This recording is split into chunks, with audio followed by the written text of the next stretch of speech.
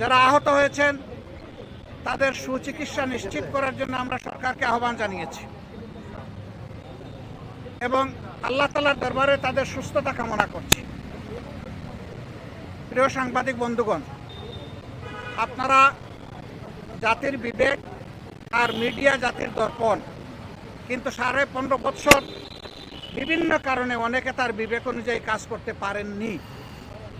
অনেক ক্ষেত্রে বাধ্য করা হয়েছে সমাজকে বিভ্রান্ত করার জন্য, সরকারকে অবৈধ সুবিধা দেওয়ার জন্য মিথ্যা বানায়ট বিভিন্ন সংবাদ পরিবেশনের, যার সবচেয়ে ওয়ার্স্ট সাফারার বা ক্ষতিগ্রস্ত পক্ষ হচ্ছে বাংলাদেশ জামাত ইসলামী।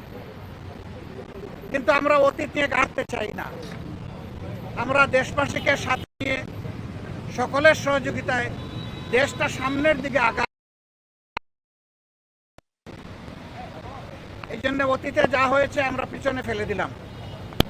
তবে যারা সুনির্দিষ্ট অভিযোগে অভিযুক্ত, যারা মানুষ খুন করেছেন, গুম করেছেন, লুণ্ঠন করেছেন, দেশের সম্পদ বিদেশে পাচার করেছেন, আয়নাগর তৈরি করেছেন, দিবারাত্র মানুষের উপর ত্রাসের রাজত্ব কায়েম করেছেন,